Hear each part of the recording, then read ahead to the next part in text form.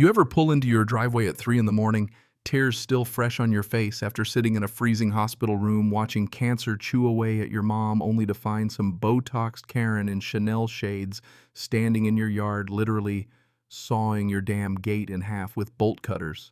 Yeah, welcome to Maple Ridge Drive. She hops out of her shiny new white Escalade dragging along two rent-a-cops and hits me with the smuggest smirk I've ever seen. Marcus Hendris, you owe the HOA $200 in back fees. Pay now or we slap a lien on this house by Monday. I'm standing there still half in a daze, hospital wristband digging into my arm, and I just say, "Ma'am, I'm not in your HOA." She laughs like I just told her a joke. "Sweetie, every house on this street is ours now. Easy way or the hard way?" So I just smile, walk inside, and come back out with one piece of paper. She goes from flamingo pink to Casper white in about 3 seconds. But let me back up a sec, tell you how the hell I ended up in this mess, because if you stick with me, I promise what happened next will make your day. Name's Marcus. I'm 58. Did 20 years in Army logistics before I got smart and bailed. Been living on this little slice of heaven for 15 years now. Inherited it from my Uncle Ray back in 2009. 2.5 acres at the dead end of Maple Ridge House built in '87, a workshop full of tools, and a little guest cabin for the occasional down-on-their-luck vet. Uncle Ray, man, he was old school. Paid cash, built with his own 2 hands, wouldn't trust a politician to tell him what time it was. Smart, stubborn, and about as allergic to authority as a man could get. But now there's Delilah Whitmore, HOA president for 8 years, queen of overpriced homes and overpriced perfume. She rides around in that Escalade like she's the sheriff of suburbia, judging lawns and passing sentence on wind chimes. And here's the kicker. My property isn't even in the neighborhood. It's at the dead end, separated by a creek and a solid wall of oak. You gotta cross a rickety old bridge just to get here. Uncle Ray basically built himself a one-man country, probably even wrote himself a constitution. But that morning I'm running on 22 hours awake just trying to breathe, and here's Delilah and her clipboard flanked by these security guards who look like they got lost on their way to Comic-Con. She tries to hand me violation notices for unpermitted structures and commercial activity. My crime being apparently that I help neighbors fix their lawnmowers for free. 4 years of fees at $800 a pop. Total comes to $4,200. It was $3,200 5 minutes ago, so I guess math works differently in HOA land. I asked for documentation because I have never signed a thing with any HOA. She says my uncle agreed to join in 1994, all filed with the county. The metallic taste of stress fills my mouth. Uncle Ray would have burned the place down before joining an HOA. We maintain property values. We ensure the right kind of people live here. There it is. That dog whistle, the right kind of people. You know what I mean? So I take those notices, and the moment she's gone, I drive straight to the county clerk's office. Old building smells like paper coffee and despair.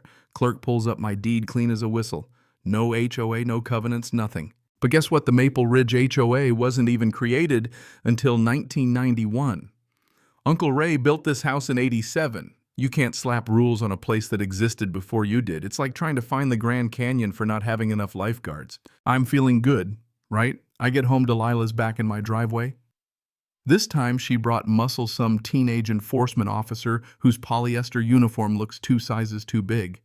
Mandatory compliance inspection, she announces, clipboard at the ready. Chad, the enforcement officer, just sweats quietly. I tell her she's got zero authority to inspect my property. She starts snapping photos like she's auditioning for Real Housewives of Suburbia. Another $500 inspection fee. They're just inventing numbers now. While she's wandering around pretending to be a code inspector, I call the county planning office. Every structure on my property was permitted back in '87, and even my tool sheds got paperwork older than Chad. Then through the kitchen window I see Delilah pointing at her fancy fence, the one she brags keeps her kingdom secure. Something clicks. I dig out Uncle Ray's original survey documents. Turns out my property line runs 20 feet farther than anyone realized, which means 15 feet of Delilah's designer fence is sitting pretty on my land, installed without permission and taxed to me. So I send a certified letter, "Remove your fence from my property in 30 days or I'll consider it abandoned." She's livid. That Friday I'm having coffee when city code enforcement rolls up. Officer Rodriguez guy's got the look of someone who's seen it all. Got complaints about commercial activity. He comes in, checks out my shop, and runs his hand over my 1952 Craftsman drill press like he's shaking an old friend's hand. My dad had one just like it, he says. We talk, and he lets me know they've been getting anonymous complaints, always the same handwriting, always targeting veterans and elderly residents. He's good people. After he leaves, I do a little research on Delilah. Real estate license suspended for fraud, husband under investigation for bogus appraisals, $85,000 in back taxes. No wonder they're desperate for fees. The next neighborhood meeting, Delilah runs a PowerPoint slamming my property. She's circled everything in red, even my American flag. Mrs. Patterson, 87, and sharper than me on my best day, stands up and says, Marcus fixed my steps for free when I couldn't afford help. Others chime in. Delilah loses her cool. That's when I pull out the property survey official stamp and all. 15 feet of your fence is on my land, Mrs. Whitmore. No permission, no easement, no right. Her husband sitting in the front row goes ghost white. Next morning, sheriff's deputy serves me a restraining order. Delilah claims I threatened her at the meeting. Legally binding nonsense, just enough to shut me up while she keeps at her scam. That's when I call Uncle Ray's old attorney, Frank Morrison. Let me dig through some old files, he says.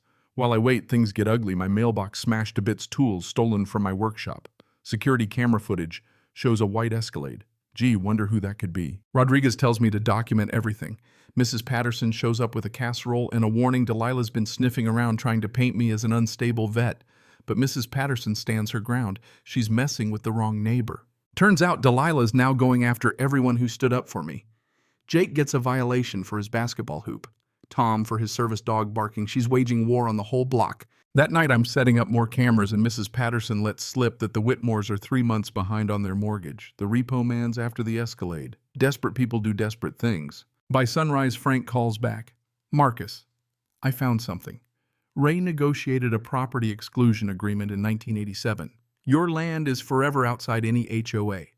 Plus there's a $10,000 penalty for every enforcement action. I do the math, 23 incidents. That's $230,000 they owe me plus attorney fees. Uncle Ray wasn't just a builder, he built a legal nuke.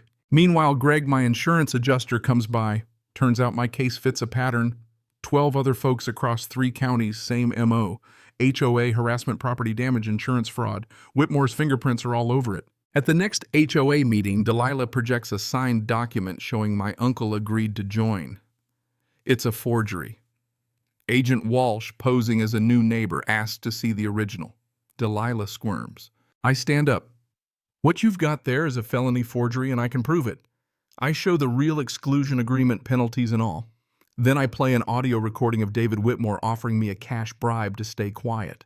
Agent Walsh flashes her badge. FBI, handcuffs click, justice finally lands on Maple Ridge. 6 months later, my workshop smells like hope and cedar shavings.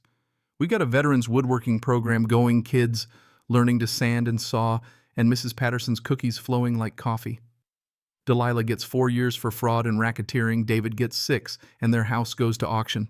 Mrs. Patterson buys it just to spite them. My $230,000 settlement, it went to a scholarship in my mom's name and expanding the SHOP program.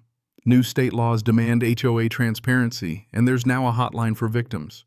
Turns out standing up to bullies does more than just save your own skin. So here's the real question. Where do we draw the line between community standards and personal freedom? What's justice look like in your town? Drop your own HOA horror story below. And hit subscribe because next week I'm sharing how a landlord tried to evict a military family during deployment and ended up bankrupt, begging for mercy. Y'all stay strong. Don't let the bullies win.